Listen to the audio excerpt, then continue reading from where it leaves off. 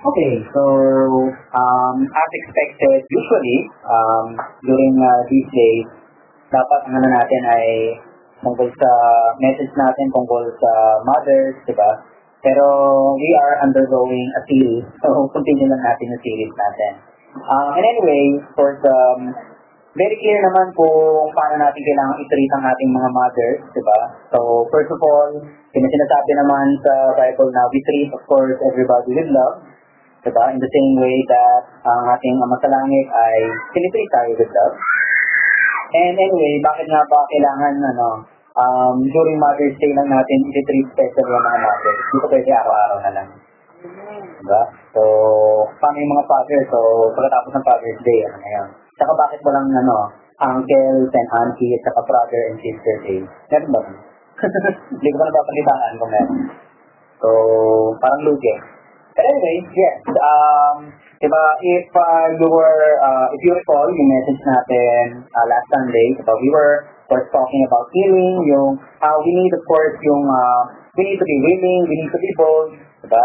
So, parang hindi yung healing is just like that. Diba, binigay na sa atin, pero we actually need to make use of it. Kailangan gamitin natin yan in order for us to be able to enjoy and healing. So, now, let us open our Bibles and let's learn more about paano ba natin mag-utilize, paano ba natin magagamit ang healing sa buhay natin. And let's learn more about ano ba ang iba't ibang information regarding healing according to Bible. We're going to go to a very familiar verse. Let's go to James. Let's go to James 4:7. So, a lot of us siguro alam na to, pero pa-class pa rin natin para mabasa ng lahat. So let's go to James 4:7. And, okay, let us declare. Submit yourselves then to God. Resist the devil and he will flee from you. So, yes, of course, ito yung pinaka-main opening verse natin when it comes to healing. Why? Kasi we're gonna talk about kung ano yung effect naman ng spiritual world sa ating healing. Diba? Of course, I'm sure na marami sa atin, actually baka nga lahat sa atin, even yung mga bata dito ngayon, diba? Parang kahit paano more or less, lumaki tayo na ang natutunan natin is merong scientific cause ang mga sakit. And actually, it's true naman, diba? Sinusupport naman talaga ng science ang information about sickness. Pero hindi naman complete yun kung titigil lang tayo with the science, diba? So we know na merong mga viruses, may mga bacteria na nagkukos niyan, may mga certain factors na pwede rin mag-cause ng illness. Pero as Christians, hindi natin pwedeng set aside lang na meron ding spiritual side, healing at saka ang sickness.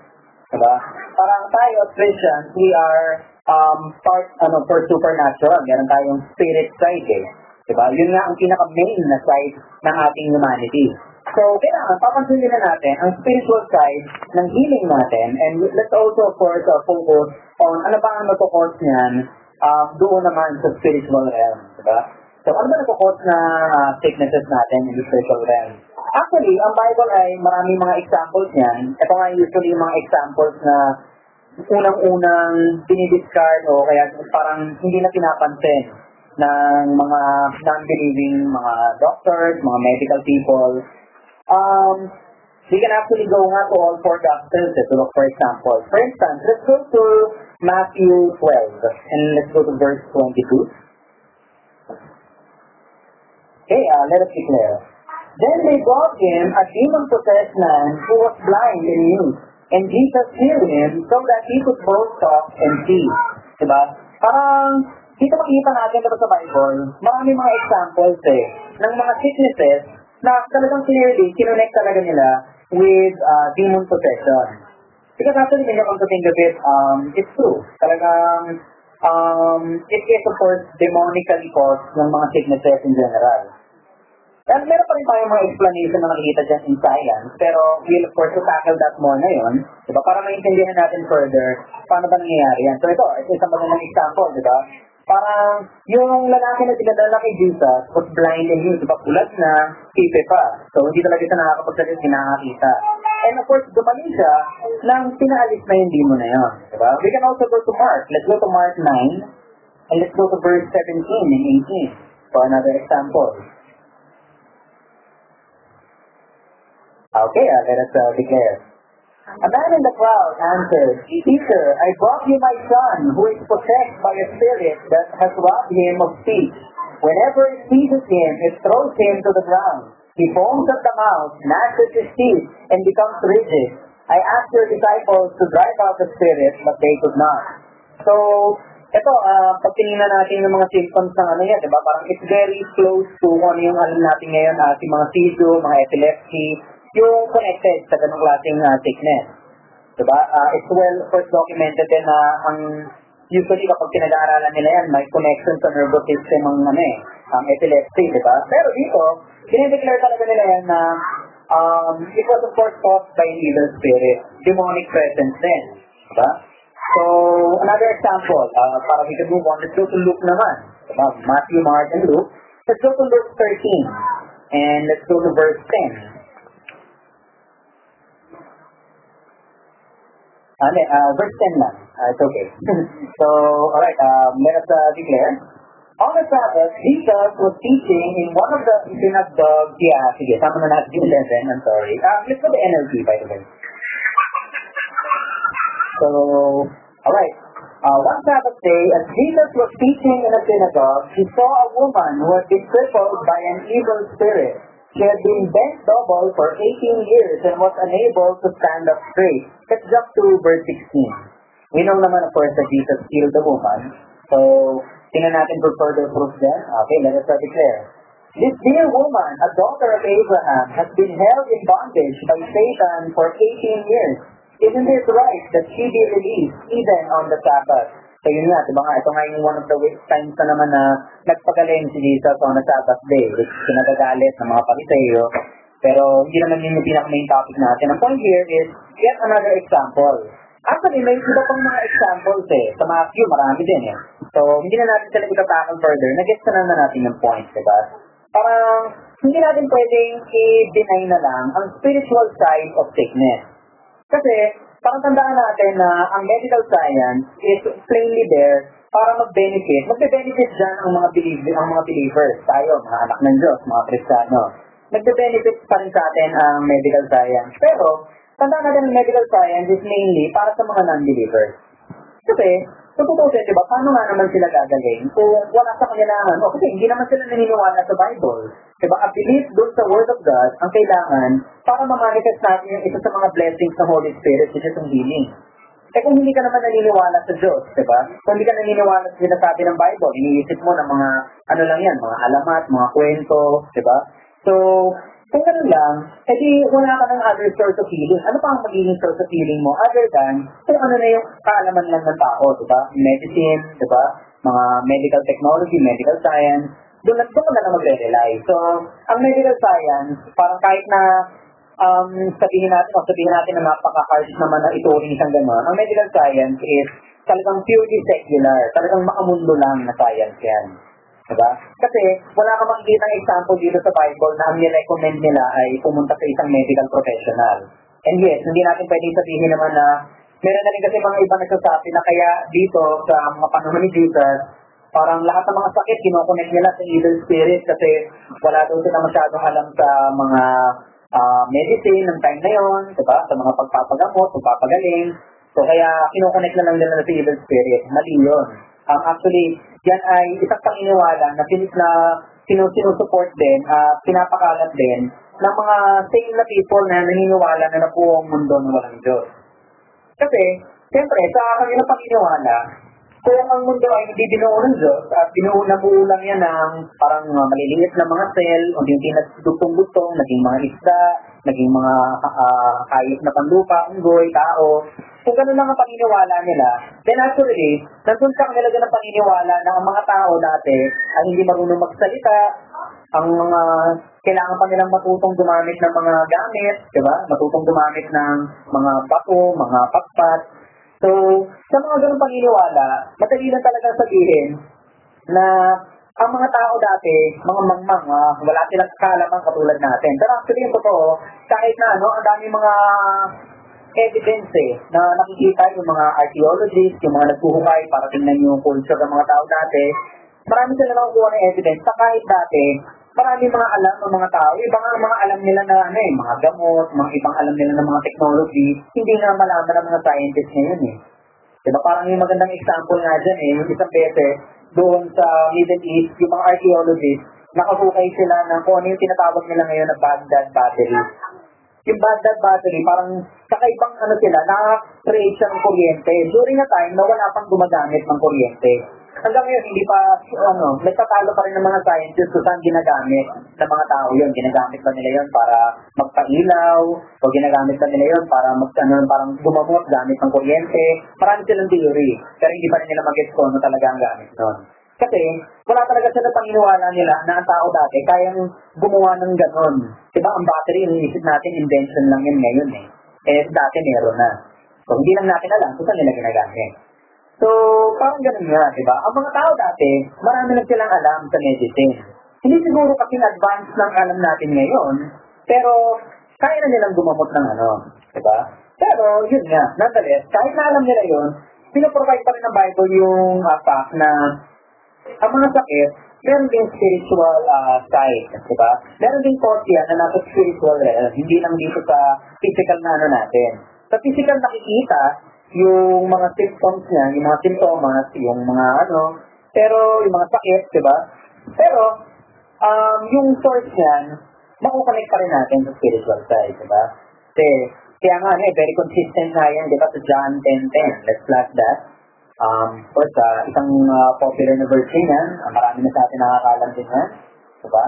So, let's go to John 10:10. Ano sinasabi? The thief's purpose is to steal and kill and destroy. My purpose is to give them a rich and satisfying life. Diba?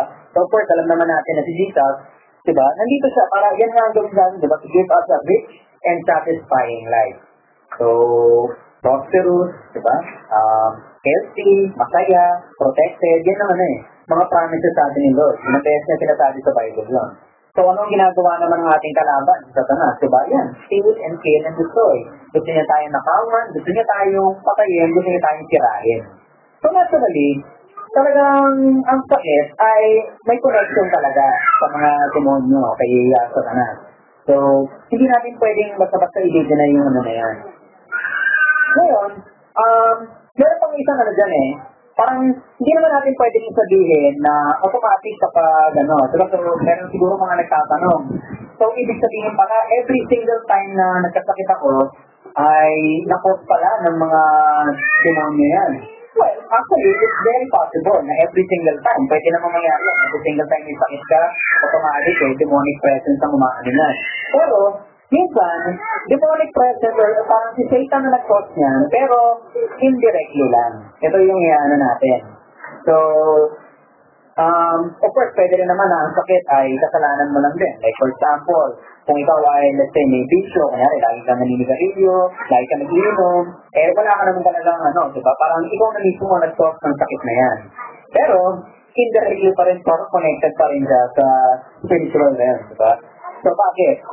Magpasa tayo na isang example dyan. Let's go to the book of John. Let's go to chapter 9. Let's go to John 9 and let's read verse 1 to 3. Okay, let us declare. As Jesus was walking along, he saw a man who had been blind from birth. Rabbi, his disciples asked him, why was this man born blind? Was it because of his own sins or his parents' sins? It was not because of his sins or his parents' sins, Jesus answered. This happened so the power of God could be seen in him. And of course, kapag sinuwi-tuwi natin yun, alam naman natin kung ano yung mangyayari. So, kinagaling siya for si Jesus. Ngayon, bago tayo tumuloy, gusto ko lang panglakan ko na, in case yun yung pumapasok sa isip nyo, kasi maraming mga tao, yun din ang interpretation dito Parang dahil sa sinabi ni Jesus, ang paniniwala nila na sa kaso na to, parang si Jesus talaga, or of course, ating Ama sa Langit, diba? Si Lord yung automatic na ginawa siyang bulag sa pagkapanganak pa lang para daw mapakita yung power niya later on. Pero hindi nga pwede mangyari yun Kasi parang, kinakontradict ni Jesus, diba? Si Jesus ay Diyos, diba? So, nagpapagaling siya Sinasabi niya, ang dami niyang sinasabi dito sa Bible na ang binibigay niya healing. So, obviously, hindi siya pwede magbigay ng healing, pero at the same time, ibibigay din siya ng sakit. So, ang ibig sabihin dito ni Jesus ay, ito nga yung isang example nga ng kahit masamang bagay, parang naiikot niya pa rin para diba? Parang turning something evil, using something evil for good. Parang yung nangyari lang kay Joseph, diba? Parang hindi natin pwede sabihin na maganda yung nangyari sa kanya na pinenta sa mga kapatid niya, pero nagamit pa rin ni Lord yun for good, diba? Na-save ang buong pamilya niya sa kagutuman dahil doon sa pagkabenta niya. Eventually, naging governor siya, diba, sa Egypt. So, yumaman ng Egypt dahil sa kanya, kaya nasuportahan niya pa yung pamilya niya nung taggutom na. So, ang ibig sabihin ng dito ay, of course, ginamit lang ni Jesus ang something na masama para magpakita ng glory, para magbigay glory kay Lord. Diba? Hindi ito yung binigay ni Lord ng sakit nang pinanganak siya para lang pagalingin siya later on. Parang napaka-contradicting nun. Hindi ganun ang Diyos natin. Yung ibang Diyos siguro ganun. Pero hindi ko pa sila nakakausap. Tanungin ko na lang sila pag nasalupok ko sila ulit. So, yun nga. Pero, balik na tayo. Kasi yung question nga nila dyan, why was this man born blind? Was it because of his own sins or his parents' sins? Parang gato rin, in essence, parang gato rin yung tanong ng mga tao na kung tutusin, sinagot na naman ng Bible. So, kung babasahin lang ang Bible, nasagot na din. Diba? So, kanina, nakita natin mga instances na direct, demonic influence, yung mga sakit. Maraming mga sakit ganon. Pero, meron namang indirectly caused by demons, but indirectly caused by Satan. Si Satan pa rin. So, more or less, nag-a-apply pa din ang healing ng Bible. So, ito nga yung tinatanong nga ng mga maraming tao na kung merong Diyos na mabait, bakit meron pa rin mga sakit, meron pa rin paghihirap sa mundo, alam naman natin ang sagot diba? Si Satan na sinasabi naman sa Bible yun, diba? So, paano nangyayari nga yun? Kasi, let's go to Romans 8. Para, of course, kailangan natin gamitin ng Bible to explain ano ang sinasabi ng Bible. Let's go to Romans 8 and let's go to verse 22 to 23. Okay, basahin natin. For we know that all creation has been groaning as in the pains of childbirth right up to the present time. And we believers also groan, even though we have the Holy Spirit within us as a foretaste of future glory. For we long for our bodies to be released from sin and suffering. We too wait with eager hope for the day when God will give us our full rights as His adopted children, including the new bodies He has promised us. So, ano yung sinasabi ng verse na to, diba? Itong verse na to kasi, sinasabi, for we know that all creation has been groaning. So, talagang lahat daw ng nilikha dito sa mundo, talagang kumbaga parang, pag sinabing groan parang umaano yan, umingire, o parang nakakaramdam. O namang ingay ng sakit. So, parang umaaray. Bakit? Diba? Punta rin tayo sa 1 Corinthians for another verse na mag-support dyan. Let's go to 1 Corinthians 15. And punta tayo sa 21, verse 21. So 1 Corinthians 15:21, let us declare. So you see, just as death came into the world through a man, now the resurrection from the dead has begun through another man. So, ito na. Actually, hindi masyadong malinaw kung paano na-explain ng verse na to yung sagot dun sa tanong ng mga karamihan, di ba? Parang, bakit nga? Diba? Kasi nga, eto nga yung, dahil nga sa ginawa ni Satan all that time Diba? So, meron tayong mga sakit na talagang directly, demonically caused. Kung baga, masasabi natin na ito yung masamang espiritu, sinoses yung tao na yun, diba? At ayun, of course, ang isa ng mga na-cause na nun ay yung sakit. Kasi meron din ibang na-cause ng demonic besides ng sakit. Pwede rin mag-cause yan ng mga depression, ng katalungkot, ng galit na uncontrollable, diba? Kung mahayaan mo ma-possess kang demon, you can expect na hindi lang sakit ang makukuha mo. But, maka-experience ka rin ng ganyan. Kasi nga, ang aim nga ni Satan ay patayin tayo, diba? Nandun sa pangalawa to kill, to destroy, diba? So, magkakaroon tayo ng so talagang pwede kang magkaroon ng sakit through direct demonic possession, but meron din ang first hand si Satan sa mga indirect na sakit. Katulad yan, bakit mayroon ng ibang tao na pinapanganak, may mga ganito? Si Satan pa rin naman ang gano'n bakit? Diba? Ayan nga, sinasabi dyan, just as death came into the world through a man, pumasok daw ang kamatayan sa isang tao. So, diba, ano yung ibig sabihin nito? Ito yung nangyari, doon pa lang sa Genesis. Tama, sa Genesis. Let's go to Genesis 3, verse 19. So, to Genesis 3:19. Basahin natin. By the sweat of your brow will you have food to eat until you return to the ground from which you were made. For you were made from dust, and to dust you will return. Ito yung part ng, kumbaga yung pamusa na nakuha natin. Or actually, ito yung tinatawag na the fall of man. Dahil pumasok na yung kasalanan sa mundo, nawala na yung perfection sa mundo natin. So, naapektuhan ng mga tao, diba? Of course, yung buong mundo in general, diba? Lahat, mga halaman, mga hayop, mga tao, na-affect ng fall of man. Dahil pumasok na ang kasalanan sa mundo, dahil sa ginawa ni Adan, diba? Kaya nga death entered through one man, si Adam yun. Dahil pumasok doon, nagkaroon na ng kamatayan. So, wala na ang perfection. So, ganito, ang mga katawan natin, naging prone na rin tayo for sakit. Diba? Parang nagkaroon na ng lahat ng mga klase naman dahil imperfect na yung katawan natin. Kapag pumunta naman tayo sa science, kumbaga yung mga genes natin, na of course kasama dun sa DNA natin, lahat ng tao meron of course mga genes, hindi yung pantalon, G-E-N-E-S. So, ang genes natin, parang yan ang in-charge sa lahat ng aspect ng physical na katawan natin. Kumbaga, kung ano yung kulay ng balat natin, ano kulay ng mata, ano kulay ng buho, kung ano yung mga hugis ng pangangatawan natin. Pero, dahil nga nawala na ang perfection, nandiyan na rin yung mga mutation dun sa genes. Yun na yung mga nagpo-cause ng mga sakit. Diba? Meron yung mga, pinangkakapanganak pa lang, unhealthy na yung baga, unhealthy na yung puso. So, parang masasabi ba natin hindi natin masasabi na direct demonic possession yun. Pero, si Satan pa rin na nag-cause nun Spiritual pa rin ang connection. Ito na nga yung sinasabi natin na indirectly, kinok pa rin yung Satan ng sakit, diba? Hindi kanya naman sinatest ng dahil kaya nagkaroon ka ng ganon. Pero, dahil sa ginawa niya dati pa at pinagpasok siya ng kasalanan sa mundo, lahat tayo, nagkaroon na ng physical capability, susceptibility. Pwede na tayong magkasakit. Diba? So, kaya nga, kinailangan talaga natin, of course, ng healing. And mapapansin natin na yung healing na binigay sa atin sa Bible, hindi in the form na sa physical lang, di ba? Hindi natin nasasabi na sinabi sa Bible na yung healing binigay sa atin in the form of mga doktor. Di ba? Binigay, of course, ni Lord, dahil sa kanya naman nagagaling lahat ng kaalaman, siya rin na nagbigay ng kaalaman ng mga doktor na yan. Siya rin na nagbigay ng kaalaman tungkol sa medical science, medical technology. So, parang sa kanya nang galing lahat ng kaalaman So, naturally, manggagaling din sa kanya yan.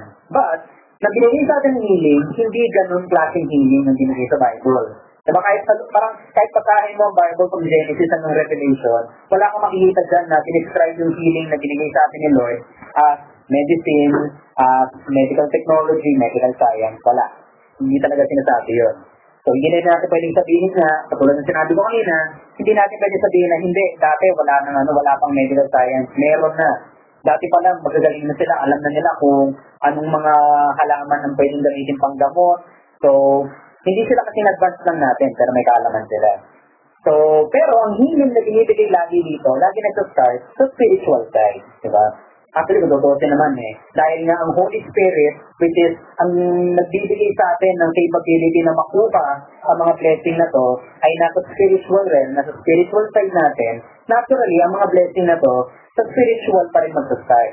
Diba? Kailangan pa rin natin dalhin sa physical yan. So, yes, of course, si Satan talaga ay nag-cause ng sin, nag-cause siya ng sakit din in turn.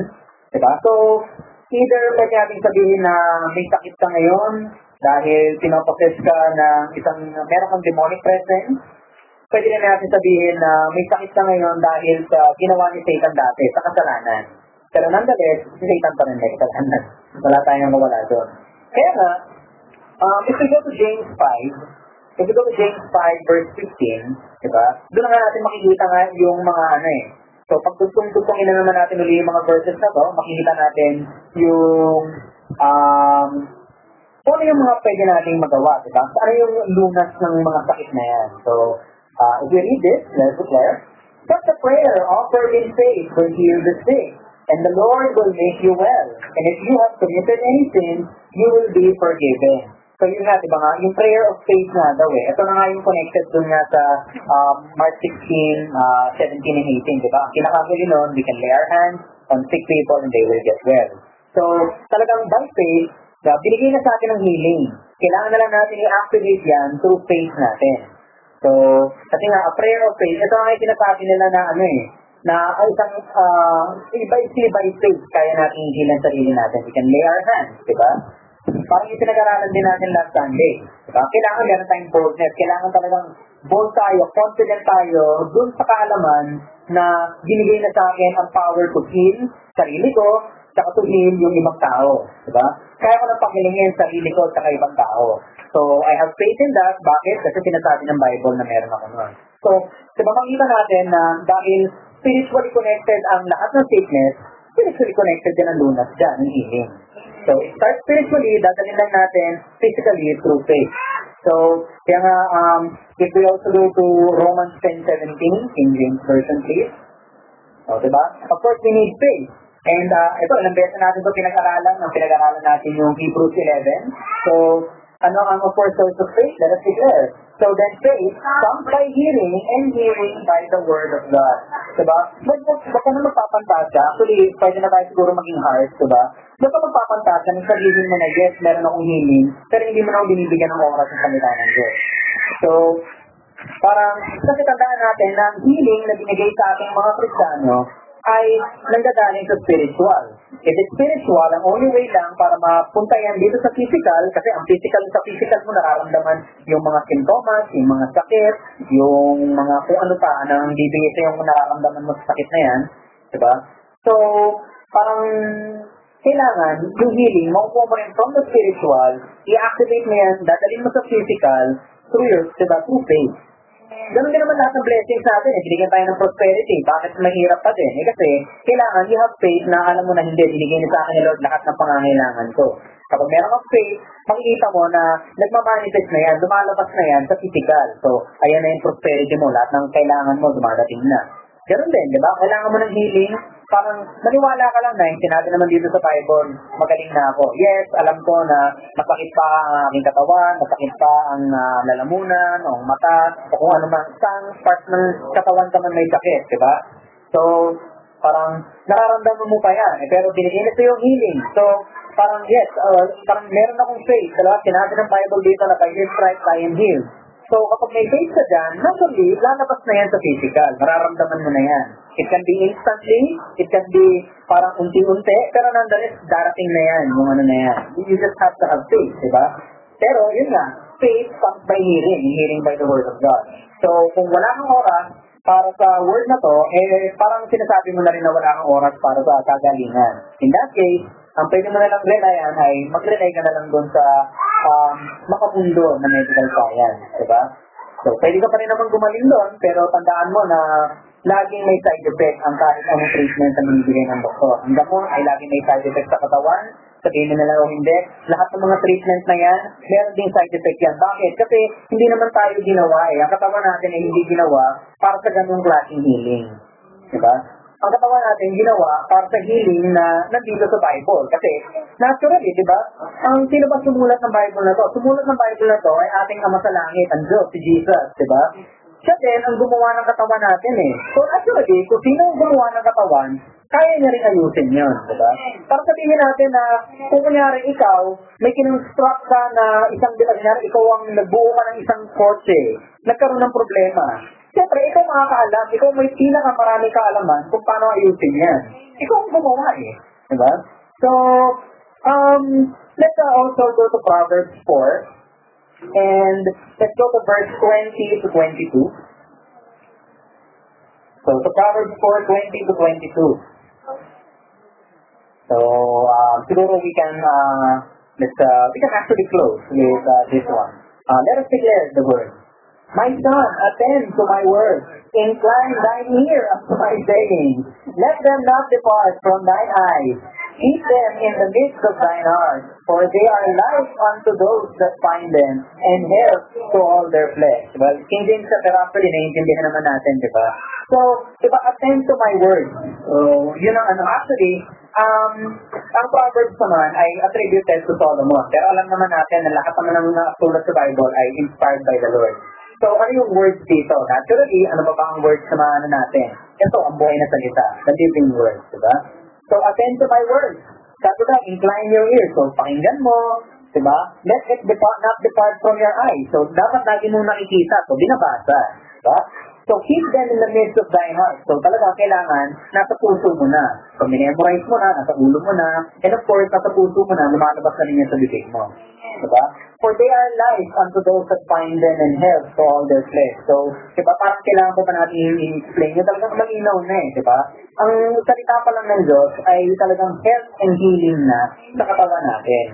So, kaya nga, yun na, sinasabi nga doon. Kaya pag bumalik ulit tayo doon, di ba nga, parang sinasabi dyan na ang faith natin ang gagaling sa salita ng Diyos, tapos a prayer of faith can heal the sick, di ba? Bakit? Kasi nga, ang mga sakit ay connected pa rin sa spiritual realm. Maaaring pinases ka na directly, ngayon pa lang, pinaposes ka na, maaaring dahil nga sa ginawa ni Satan dati pa, nagkakaroon ka ng sakit ng dalit, si Satan nung gumawa niyan, spiritually connected ang sakit, and therefore, spiritually connected din ang healing. Yun yung best kind of healing. Ang healing na hindi mo na kailangan matakot na kapag sumobra, mamamatay ka. So, it's the best kind of healing, di ba? So, parang yun lang siguro tandaan natin, di ba? Ang pinaka nakakaalam kung paano ayusin ang isang problema ay yung naggumawa, di ba? Nang nagkakaproblema. So, ang ating Ama sa Langit ang gumawa sa katawan natin, naturally, siya ang pinaka-best solution sa kahit anong sakit na makukuha natin. Diba? So, yes, and at least alam na natin yun. And of course, diba, minention nga natin na it is the Holy Spirit na nagmamanifest ng gift of healing sa atin. So that's why, talagang importante talaga na tayo ay talagang completely tinanggap na natin ang ating Ama sa Langit, diba? Parang tinanggap na natin ang Diyos na Ama, Diyos na Anak, at Diyos na Banal na Espiritu, diba? That's why ang talagang pagtanggap kay Jesus ay hindi lang yung merely pagtanggap, pagka-confess sa Kanya ng kasalanan mo at pagtanggap sa Kanya bilang Savior. Kailangan tanggap mo lahat ng aspects niya.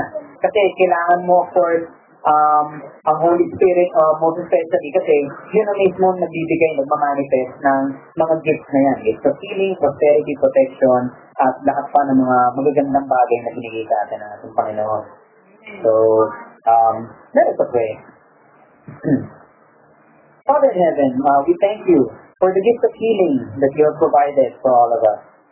We thank you, Father, for the living word that teaches us that healing is just like sickness is spiritually connected, healing also is spiritually connected. And therefore, we thank you, Father, for the Holy Spirit that has given us the healing, which we can manifest from the spiritual all the way to the physical through faith in your living word. So we thank you, Father, for the gift of healing. And Father, for once again, we pray for all of us here who have not yet received you completely, or for those of us who have strayed from the faith. We declare in Jesus' name that we accept you in your fullness. We accept God the Father, God the Son, and God the Holy Spirit into our life, into our whole life. We accept you into our presence. We accept you as our Lord and Savior. And we accept all of the gifts of the Holy Spirit, the gifts of healing, prosperity, protection, happiness. So, we accept all of these gifts, and we thank you for the Holy Spirit that grants us the ability to make use of all of these gifts. We thank you, Father, for your goodness. We thank you for not allowing the fall of man to destroy us. We thank you for giving us the solution to all of life's problems. We thank you, Father, for the living word that gives us the truth, that teaches us that we have, of course, all of the solutions to the problems in your name. We thank you, Father, for your living word, and we thank you for your goodness. We thank you for your everlasting grace. In Jesus' name, amen.